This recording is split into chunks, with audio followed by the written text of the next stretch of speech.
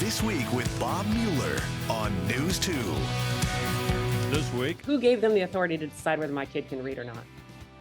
They don't know anything. They don't know my kid. They don't know how to be third grade teachers. a predicted disaster as angry parents learned 60% of Tennessee third graders fail the ELA TCAP test, meaning retake the test, tutoring, summer school, and possible third grade retention. I'm sad and mad, and I don't feel smart just because of a test. One of those affected by the Third Grade Learning and Retention Act voiced her concerns in a viral video. It's ridiculous. A letter signed by Republican House members urges Governor Lee to cancel the special session on public safety, saying it's a waste of time and money, and Republican lawmakers have already rejected red flag laws and gun reform. More in our This Week cover story. Closure of the rural hospital puts a tremendous strain on the emergency response. Half of Tennessee hospitals are in danger of closing. No surprise, rural areas are being hit the hardest. Our police force is underfunded right now, understaffed. And we continue our interviews with candidates for mayor of Nashville. Tonight, hear from Matt Wiltshire, an economic development and affordable housing executive under two mayors. Hello again and welcome to another edition of This Week. 60% of Tennessee third graders fail the ELA portion of the TCAP test and could face repeating the third grade. Hear from frustrated parents and Republican lawmakers who claim the law resulted in higher test scores. Also, a new report shows nearly half of all Tennessee hospitals that are on the verge of closing. Rural areas are most at danger. We continue our conversations with Nashville mayoral candidates. Tonight, affordable housing and economic community development executive under two Nashville mayors, Matt Wiltshire. But we begin with the third grade retention drama.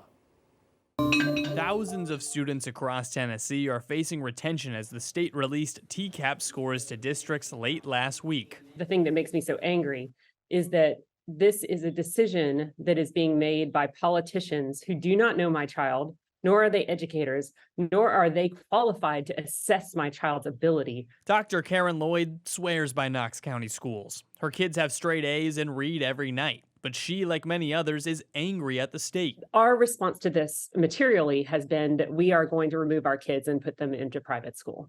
And that makes me extremely sad and angry because I don't want to do private school. And she's not alone in that sentiment. We're going to do homeschooling from here on out. Mike Rivera feels like he has no other option for his daughter. Heart-wrenching at times. She's a straight A student, and she really felt like she did well on this test. And when she got the results, it broke her. It really did. State leaders have faced a lot of questions on the subject, but continue to say this is the right choice. The results that came out, show a great advance in Tennessee. I think the largest advance in student proficiency in decades. Senate Education Chair John Lundberg also pointed out that as long as students go to summer school, the state won't retain them. There is not one student that has to be held back.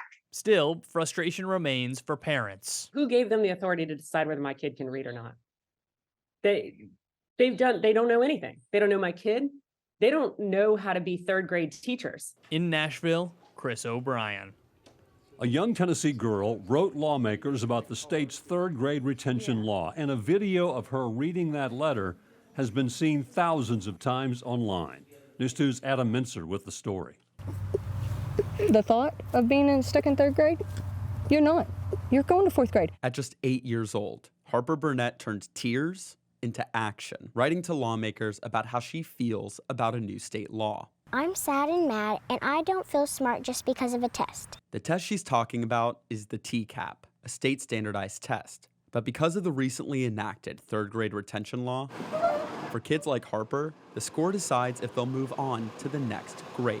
They don't get to decide how I live my life. Last week, Harper's mom, Leah, learned Harper scored at approaching grade level on the test. Her teacher called me, and she was upset. She knows how hard Harper worked. Under the law, this means she needs to send Harper to summer classes, have her tutored next year, or appeal for her to go on to the fourth grade. It was kind of scary. Today, Harper took the test again and got the same score. She says, well, what can we do about it? That's when she wrote the letter, and asked her state representative for a meeting. Harper wasn't always a good reader, but after 2 years of summer classes and hours of extra practice, she's a straight-A student who scores well on other reading tests. I want them to know that I'm very smart and that no matter what they think I am, I know I'm smart. In a video, one Republican supporter of the law stressed its importance. Well, reading is foundational. It is the fundamental foundation of everything that we do. And we've got to get those students pushed up reading to grade level. And added parents have options.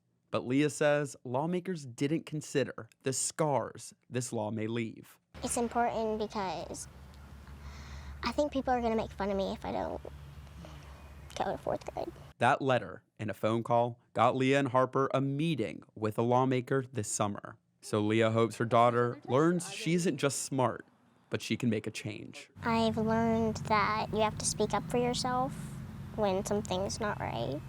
And Harper's mom says she plans to appeal these test results and will do everything she needs to make sure her little girl doesn't end up back here this summer.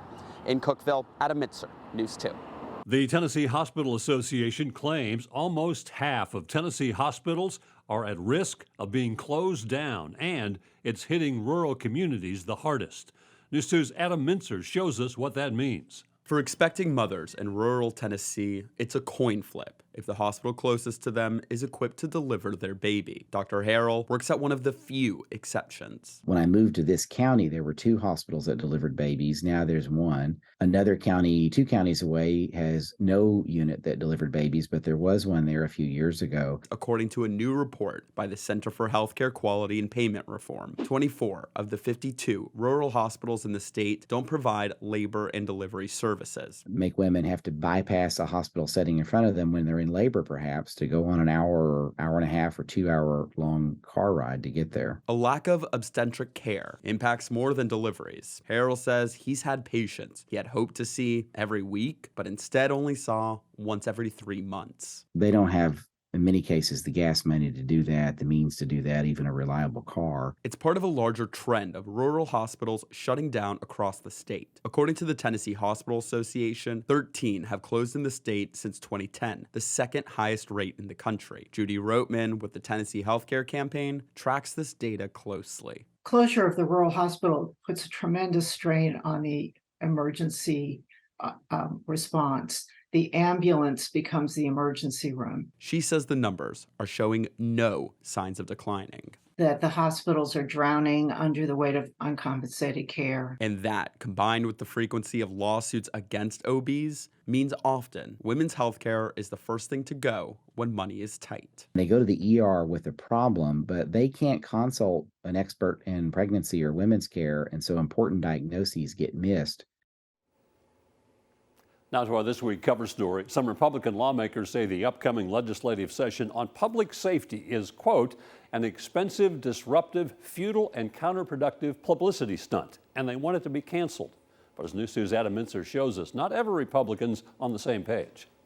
Members of the governor's own party saying the upcoming special session will be anything but. It's ridiculous. Representative Brian Ritchie has written an open letter to the governor calling for him to cancel plans to bring lawmakers to Nashville in August. The goal is to strengthen public safety in the wake of the Covenant shooting. When you end up looking at special sessions, they're typically intended for some type of an emergency, something that has to be dealt with right away. In his letter, Ritchie says lawmakers have already rejected the governor's gun reform proposals. Writing the session strikes us as an expensive, disruptive, futile, and counterproductive publicity stunt.